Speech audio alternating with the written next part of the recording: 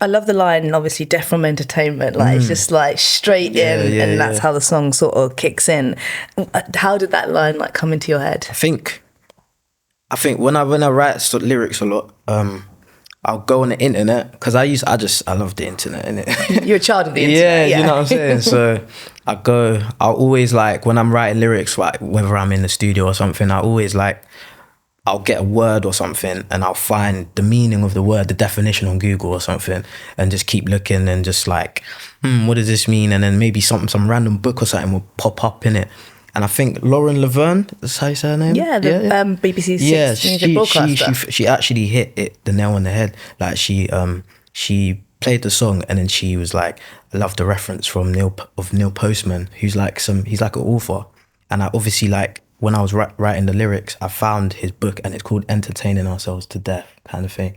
And I kind of read what he was talking about and just kind of just took that and kind of like gave it a meaning, and she like clocked it. Wow, that's deep. So, well done, Lauren. I mean, she's a G, but that's some deep level. Yeah. So, yeah. And I just really like the way it looked in it, the words, the shape of the words, death by entertainment. Yeah, because it's kind of... it's sort of like it just sits. You know what I mean? The syllables and shit. Yeah. And you flip between, especially in that first verse, but you flip between sort of we, you, and me and we're. Is that on purpose? I think it's a bit more. Yeah, it's probably a bit more intentional.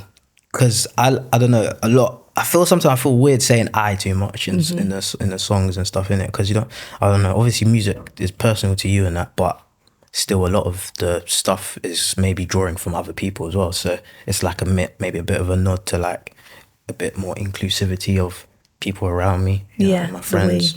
We could be me and you right here, could be people over there, do you know what I'm saying? So yeah, I like that. I always use we when I talk about my record label. It's only me. It's just me that works for it. But I'm like, we are so excited. But I don't know why, and I've always done it. And I think maybe I would make it sound too insular. For sure. Even when I do a post on Instagram, I'm like, we're playing a gig, not I'm playing a gig. It's interesting. But I am in a band, so... Of course. So. And would you say that the band is Sam Akpro, or you are Sam Akpro with the band?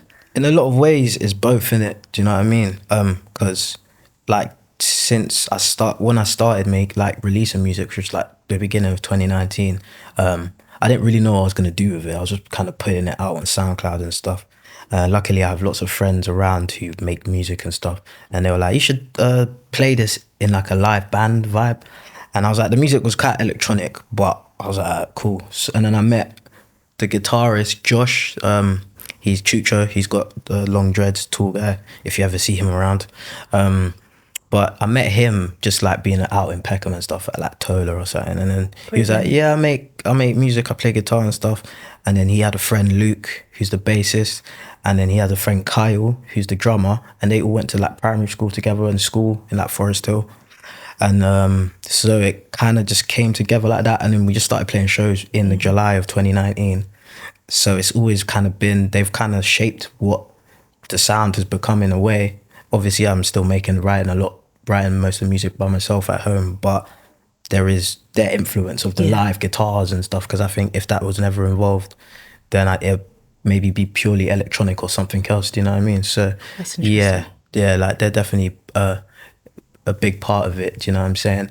It's a weird, like, it's like a solo thing, but it also feels like a band as well, which is what I think has helped, because it just, there's more to it than just like one person, you know what I mean? And the more you dig into music and find out how it was made, there's so many people in the room, or there's so many other factors of how you think your favourite song has been made. It's very, very rarely the eye. Yeah, exactly. Like I don't think anyone can really say, it was me who made it all myself. Unless you're like Prince or something like that. Yeah. You know what I mean? Like, you need help where you can get it. Do you know what I'm saying? And it's nice to, once I've made like a demo or something, share it with someone and see how their ear reacts to it, because I'm only one pair of ears, you know what I mean? It's not gonna benefit the music. It's not about me, it's the music. It's not gonna benefit the music from it just being locked away in a hard drive somewhere till I get it right. Yeah. Do you know what I mean? So and you've got so many references within the music that you've grown up listening to. Kind of, you know, quick Google will kind of bring up from let's say from the post-punk to the jazz. You know. So when they kind of suggested kind of going down more the band route, was you like, yeah, because I feel like that actually, that when you say that, it makes me think of when I listen to this? Honestly, I think I wasn't really thinking about it in any type of way, because I was so new to like just the whole world of music. Do you know what I mean? In that way, like I don't really start properly listening to music until I was like 16, 17. Wow. Yeah, because I was skating, innit? You were skating. It was sports or music? Yeah, you know what I'm saying? So I was skating from like 11, like hardcore, till like maybe like 17, you know what I'm saying?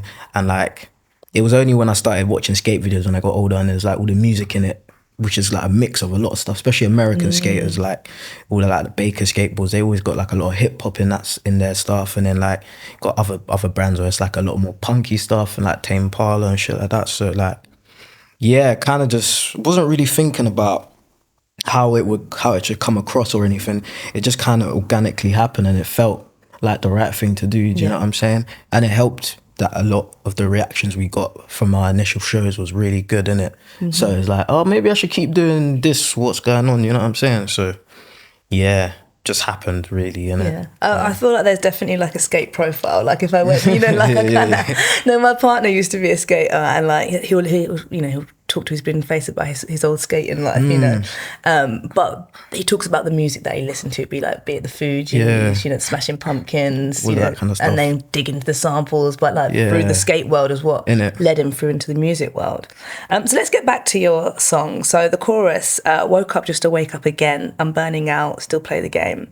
And the chorus kind of repeats, and it gives this like groundhog feeling. Yeah. Was that intentional with the structure?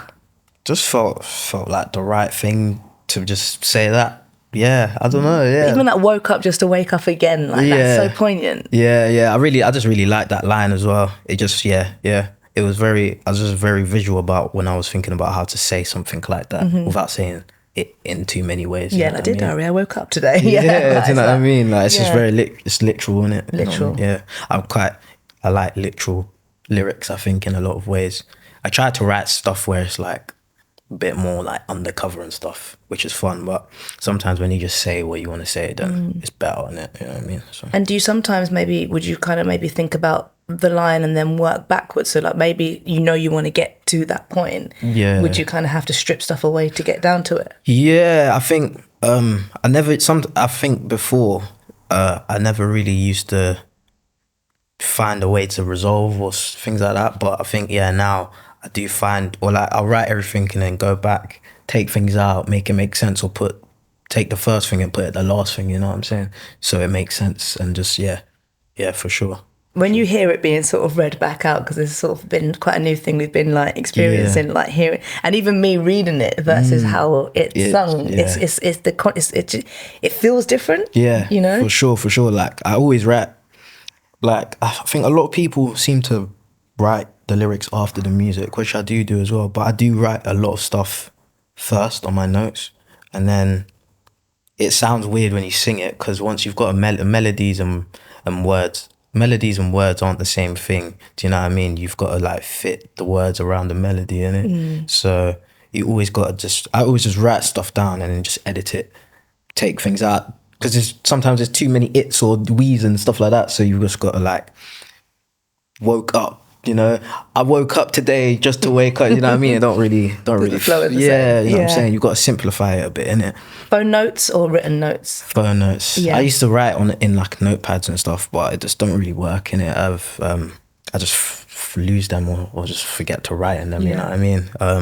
That's just like kind of how I've grown up. So I've gone back though. I'm like, if I haven't got a pen and I don't write it down physically, I can't remember it. Yeah, I think I edit things so much as well. You can't really, I don't want to have bare scribbles in it, you know what I mean? So your notes are like sacred to you. So if I went in your notes, it probably might not make much sense to me, but you know what's in there. Yeah, exactly. Because I write stuff down that I just find, like, I don't know, I'll find an advert or something and I'll see the slogan or something, I'll write it down, do you know what I mean? Stuff like that.